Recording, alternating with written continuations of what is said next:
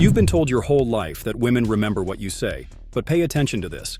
She remembers how you make her feel in her body. Not the clever line, not the flawless resume, the sensation. The shift in breath when she hears your voice.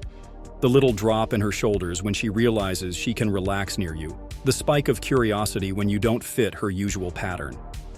If you learn to create emotions, clean, grounded, electrifying emotions, she won't just think about you, she will feel you, and feeling you is what pulls her back. Right now, you're carrying a set of switches you've never been taught to use. Flip them deliberately, and you'll become the experience she chooses in a room full of noise. If what you've heard so far is shifting how you see yourself, stay with me until the end, because we're just getting started. The first switch is presence. If your energy is scattered, she feels scattered. If your energy is settled, she feels safer. Safety is not soft, it's magnetic. Breathe lower. Slow your inhale. Drop your shoulders. Speak a fraction slower than you think you should. When you talk, look at her with the kind of attention that doesn't fidget or chase approval. Let a beat of silence exist between her last word and your first reply. That silence tells her you're not performing, you're perceiving. Your voice should feel like warm velvet over a steel frame. Relaxed tone, clear edges. Don't rush to fill gaps. A man who can hold quiet communicates, "I don't need to push, I choose." That single shift creates a bodily sensation in her. The nervous system recognizes steadiness. Steadiness creates trust. Trust lets desire breathe. Next is curiosity, the kind that opens doors in her mind. Most men interrogate or sell themselves. Don't do either. Instead, ask questions that move her attention inward toward feeling. When do you feel most alive lately? What are you craving more of that you never say out loud? If you took one thing off your plate this month, what would instantly make you lighter? Then wait. Let her search. As she speaks, track her with your eyes. Mirror her pace. Name the value under her words. Sounds like freedom matters to you more than people realize. When you label the value, you're not flattering. You're decoding. Decoding builds the emotion of being seen. Being seen is rare. When a woman feels newly seen, her body gives a tiny yes you can sense. Eyes soften, breath lowers. That yes is attraction in its earliest form, and you didn't force it, you revealed it. Now contrast is your amplifier. Emotions are relative. Calm feels richer after laughter, laughter feels brighter after calm. Learn to create waves, light teasing followed by honest warmth, playfulness followed by purpose, flirtation followed by depth. Example, she jokes about being indecisive with food. You smile and say, "Good, then I'll decide. You're better at choosing people than menus." A beat. Eye contact. Then real warmth. I like that you pay attention to small details. It says a lot about how you show up. The tease lifts energy. The warmth deepens it. That swing becomes a rhythm she begins to anticipate, and anticipation is the seed of longing. Boundaries are another emotional generator, and most men avoid them because they fear loss. Ironically, the lack of boundaries creates the one emotion you never want her to feel with you: indifference. Boundaries create polarity. I'm free to walk away from what doesn't align. When she cancels last minute without respect, you don't punish or plead. You say, "I value my time. Let's try a plan that actually works for both of us." Calm tone, zero resentment. If she gets sarcastic, you don't get defensive, you get precise. If we're playful, I'm in. If it turns into cheap shots, I'll bow out. Boundaries don't push her away. They create a frame where attraction can safely intensify.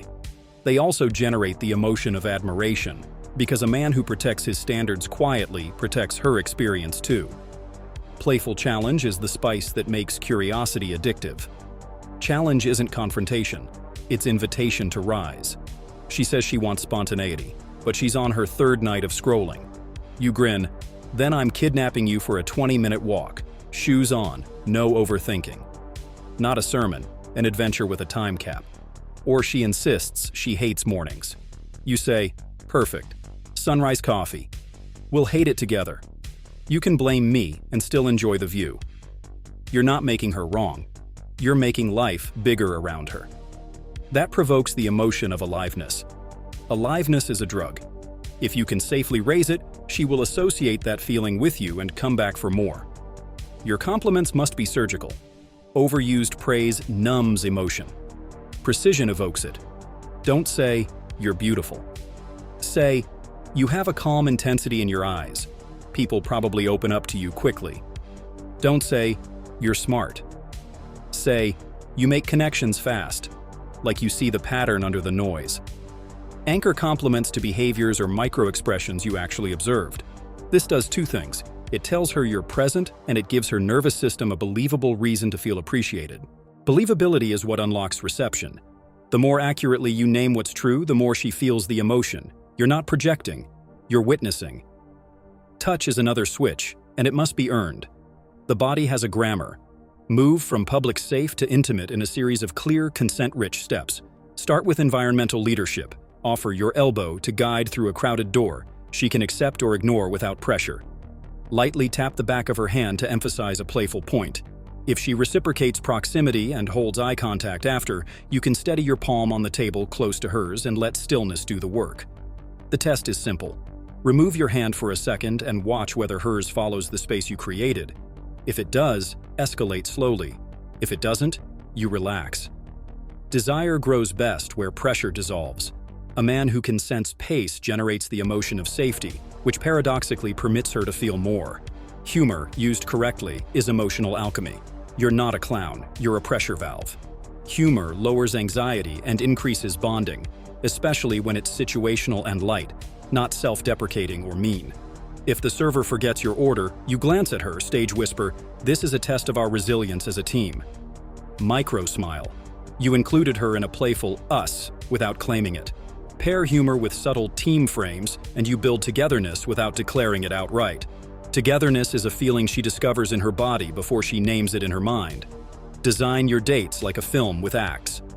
Act I, movement and novelty. Walk to a spot with texture, a bookstore with creaky wood floors, a hole-in-the-wall cafe with the world's worst chairs but amazing smell. Movement prevents stale energy. Act 2. Stillness and depth. Sit somewhere with warm light and low noise. Share stories that reveal values, not victimhood. A risk you took that paid off. A promise you made to yourself and actually kept. You share without boasting. She shares without prompting. Act 3. Sensory anchor. Taste something unique. Split a dessert.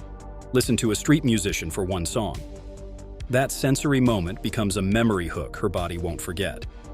You're crafting emotional beats, not checking boxes. If you know a brother who needs to hear this, send it to him today. Don't keep it to yourself. Control the channel of communication between meetings. If texting becomes your stage, your presence leaks. Keep messages short, image-rich, and unfinished. Use texts to plant emotions, not have full conversations. That look you gave the barista when she mixed up our order, dangerous. Or a photo of something that recalls your shared joke with a line. Round 2. If she delays, you don't spiral. You continue your day. Your life is oxygen. Scarcity of attention creates intrigue when paired with warmth, not coldness. You are neither 24/7 available nor theatrically aloof. Your rhythm is consistent. Initiate when you want to, respond when free, and occasionally send a voice note to let your tone do what text can't. Tone carries emotion far better than paragraphs trying to prove worth. Master the art of pacing and leading emotions. If she's anxious, you pace. Long day? You sound like your brain is in 12 tabs. She exhales because she feels understood. Then you lead. Close 11. Keep the one with the sunset. You add levity. You're not fixing, you're shifting state. If she's low energy, you pace. You're in cozy mode. Then lead. 10-minute walk. I'll trade you one ridiculous story for your favorite guilty pleasure snack. You stack two emotions, anticipation and permission. When you can move someone from one state to another without force, you become a regulator. Her body trusts you to steward the experience. Social proof matters, but not the shallow kind. You don't need to broadcast status. You need to embody purpose. Let your life reveal that you're chosen by your work, friends, and standards. The photo on your phone isn't a rented car. It's you volunteering, training, learning. When you speak about your mission, keep it simple and specific. I'm building something I can be proud of. It's slow, but I'm stubborn about quality. That sentence creates the emotion of respect more than any flex. Also, watch how you treat others when there's nothing to gain. The barista, the Uber driver, the random guy asking for directions. She's observing your micro moments. They tell a story about how it would feel to be close to you in the long run. Calibrate your polarities: strength and softness, dominance and care, freedom and commitment. Dominance without care is intimidation. Care without dominance is bland. Balance feels like this in practice. You choose the restaurant decisively, but you arrange the chair so she faces the room she prefers. You hold her gaze with confidence, then ask with sincerity, "Are you comfortable here?" You lead the pace of the evening, then pause and say, "If you're tired, I'll walk you to your car. We can continue when energy is good." The result is an emotional cocktail. She feels guided, considered, and free. 3 sensations that make attraction feel safe and exciting at once. Stop trying to be impressive. Focus on being unmistakable. Impressive is generic. Anyone can wear a watch or quote a book. Unmistakable is your specific frequency. What do you genuinely care about that most people overlook? Which opinions do you hold that are kind but firm? Where do you draw a line others blur? Share that. I don't do gossip. It makes me feel cheap. I train early because I like being proud of the morning before the day even starts. Statements like these create the emotion of solidity. Solidity makes her relax, and when she relaxes, desire rises. It's hard to crave a man whose edges are mush. Plan micro-escalations that respect reality. Don't leap from stranger to intensity. Think in yes ladders that feel natural, eye contact that lingers, a short walk together, split a pastry, share a sincere story. Invite a light touch on your arm when you make a joke. Stand side by side rather than across. Shift to a quieter corner. Each step is small, and each step gives her 3 outs. She can laugh it off, redirect, or accept. You're not attached, you're attentive. As she accepts each step, the emotional temperature rises without a single heavy move. That's how strong feelings are built. Through a sequence of earned moments that cohere into a narrative. Handle tests with grace. Tests aren't attacks, they're calibration points. If she throws a playful jab, do you use that line on everyone? Don't plead your uniqueness. Smile. Only on the ones who can handle it. If she goes cold to see if you'll chase, you don't flinch. You lead the conversation to something you actually enjoy, or you end the interaction warmly. I've got an early start. Good seeing you. Your willingness to disengage creates the emotion of respect more reliably than your best speech. Remember, tests measure congruence. Pass by staying rooted. If this is hitting something inside you, drop your thoughts below. I read every single one. When she invests, reward it. If she shares a vulnerable memory, don't respond with logic. Respond with presence. Thank you for trusting me with that. Then, sit in a beat of quiet. Let the emotions settle. If she plans something thoughtful, acknowledge the intention, not just the outcome. I appreciate that you considered what I'd like. People repeat behaviors that get recognized. Your recognition is the fertilizer for her effort, and it deepens her emotional bond to the experience you two are creating. Understand the difference between pressure and tension. Pressure is heavy and collapses desire. Tension is light and stretches it. A useful way to create tension is incomplete imagery, saying just enough that her imagination colors the rest. Don't wear your safest outfit next time. Or, after a charged moment, we'll save that for when we've earned it. You created a boundary and planted a seed. Another method is timing. After a warm, connected conversation, end it first. I like where this is going. Let's not rush it. The end point creates a container. Desire thrives in containers. Your lifestyle is the silent soundtrack to everything.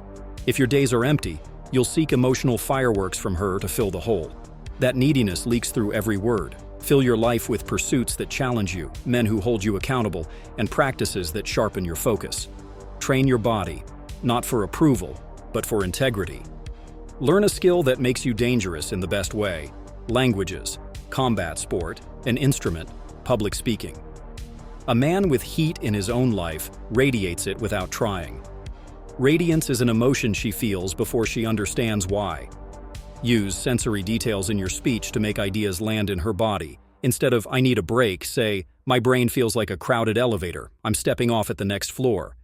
Instead of, "Let's try something new," say, "I want to take you somewhere that smells like roasted oranges and sounds like vinyl." Words are not just information, they are transportation. When your language evokes texture, taste, temperature, sound, she will feel the scene, and feeling the scene is half of living it.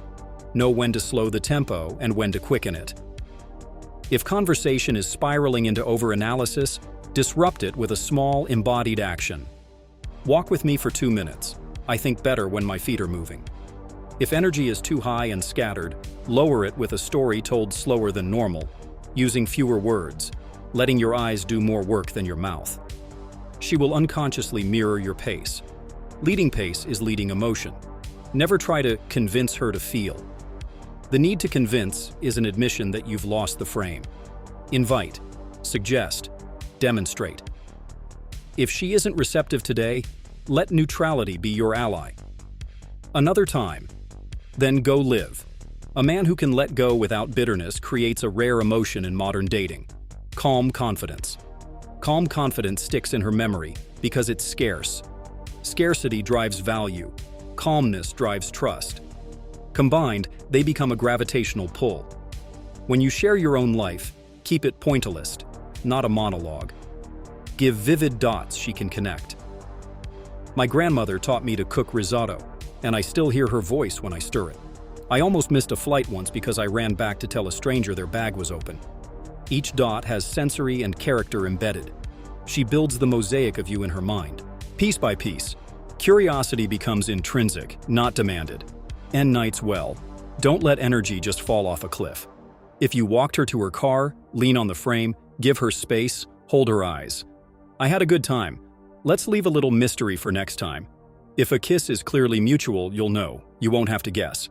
If it's not, you don't force a moment. You plant a seed and withdraw.